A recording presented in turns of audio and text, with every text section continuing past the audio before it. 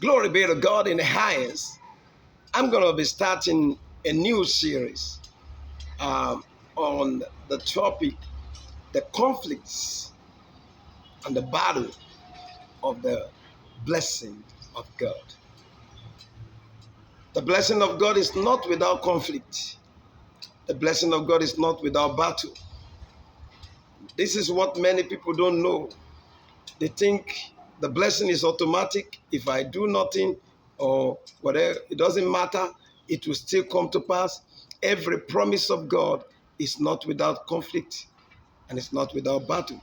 For example, in Genesis chapter 1 and verse 28, God said, and God, the Bible says, and God blessed them and said, be fruitful, multiply, replenish the heart and subdue it. Now, there was a conflict to this in Genesis chapter number 11, the later part, we saw the Abram, whose father was supposed to carry the blessing. The Bible says Terah, his father, through the battles, he was a victim of the battle of the blessing. He was a victim. He died where he's supposed to function, where he's supposed to activate the blessing. He died there. And the Bible says God saw his son from the Ur of Chaldees, Abraham by name. Guess who God was calling to be, according to the book of Genesis chapter 12? Here is the assignment, because the assignment is in the promise, is in the blessing. He said, now the Lord hath said unto Abram, get out of your country, from your family, and from your father's house to a land that I will show you. I will make you a great nation, number one, promise. I will bless you, number two, promise. I will make your name great, number three, promise. And you shall be a blessing, number four, promise.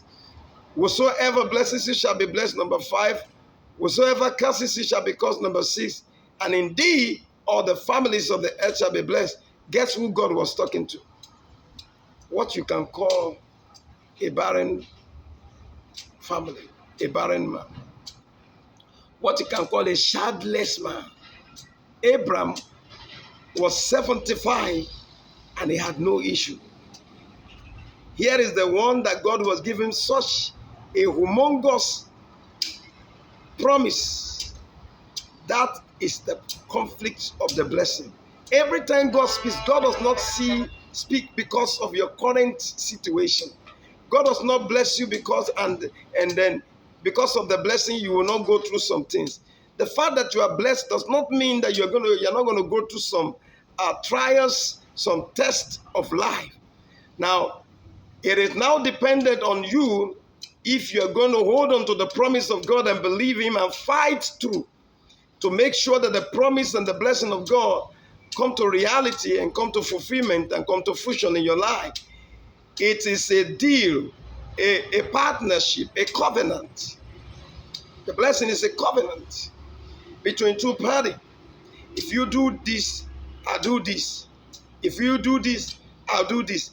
Every blessing of God is conditional. Every promise of God is also conditional. When God promised you, He said, if you obey my voice, if you obey my commandment. But here is a man. How could God be talking to a man who was 75 and he had no issue? And He's saying that through him all the families of the earth shall be blessed. And He's saying to him that He is going to make him a great nation. How? If you follow God by senses, you will not get God. The Bible says the carnal man does not understand the things of the Spirit because they are foolish unto him. The ways of God are higher ways. And so it doesn't happen the way man thinks. God is spirit. God is higher than us. So if He told a man who had no issue that it was going to be the father of nations, it was going to be through him that is going to bless the families of the earth, that is going to make his name great and make him a great nation, then he meant what he said. Then what Abraham needed to do is to align with the promise and follow through.